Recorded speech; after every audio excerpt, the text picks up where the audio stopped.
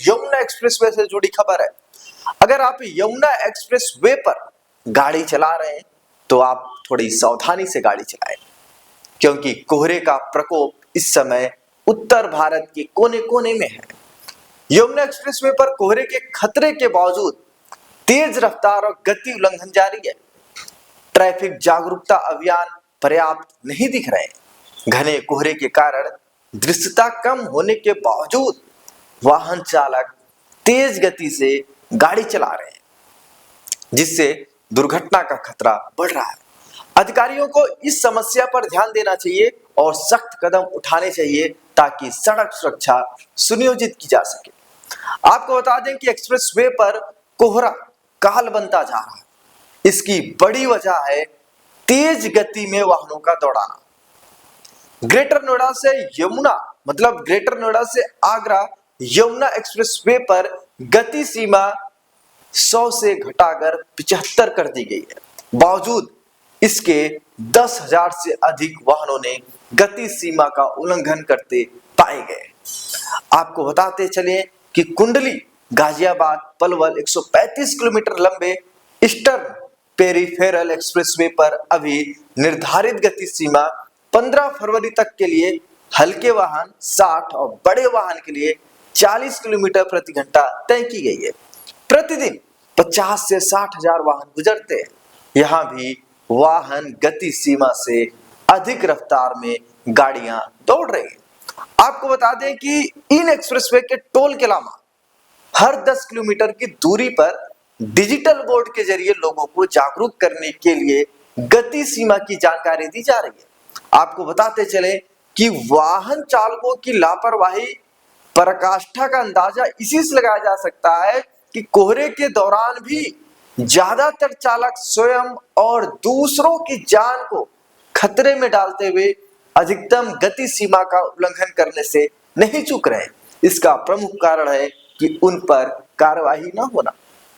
अभी आपने कुछ दिन पहले ही देखा होगा कि यमुना एक्सप्रेसवे पर एक साथ 5 बस और 2 कार जल के खाक हो गई। आपको बता दें कि एक्सप्रेसवे पर होता क्या है, एक वाहन के हादसाग्रस्त होने पर पीछे से आ रहे वाहन एक के बाद एक भिड़ते चले जाते हैं। वजह साफ है कि एक्सप्रेसवे प्रबंधन रियल टाइम नियमों का उल्लंघन करने वाले वाहनों का डाटा NIC के सर्वर पर अपलोड कर देता है, लेकिन ट्रैफिक पुलिस 100% ऑनलाइन चालान नहीं कर पाती। आपको बताते चले कि ग्रेटर नोएडा से आगरा तक 165 किलोमीटर लंबे यमुना एक्सप्रेसवे पर घने कोहरे और धुंध को देखते हुए हल्के वाहनों के लिए 15 दिसंबर से अधिकतम गति सीमा 100 से घटाकर 75 कर दी गई है और गति सीमा कम होने के बावजूद चालक नियमों का उल्लंघन कर रहे हैं।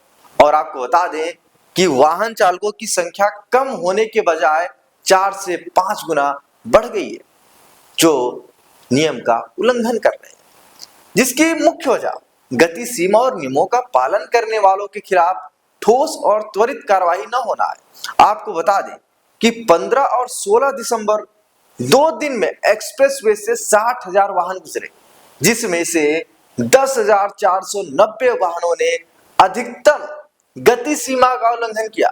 एक्सप्रेसवे की तरफ से नियमों का पालन नहीं करने वाले चालकों का NIC के माध्यम से ट्रैफिक पुलिस को जाने के बाद 100% कार्रवाई तो दूर लगभग 50% वाहनों के ऑनलाइन चालान नहीं हो पाए, जिससे चलते बेखौफ वाहन चालक नियमों को ताक पर रखकर वाहनों को दौड़ाने से गुरेज नहीं कर रहे हैं।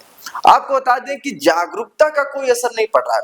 लगातार एक्सीडेंट हो रहे हैं, एक के बाद एक एक्सीडेंट हो रहे हैं, लेकिन लोग इससे सबक ही नहीं ले रहे। और वहीं नोएडा में बढ़ते कोहरे के कारण प्रशासन अलर्ट मोड पर है।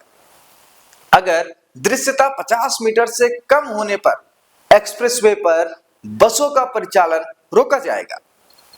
कोहरे के कारण सड़क दुर्घटनाओं की आशंका बढ़ गई है, जिसको देखते हुए यह निर्णय लिया गया है और यात्रियों की सुरक्षा सुनिश्चित करने के लिए प्रशासन प्रतिबद्ध है।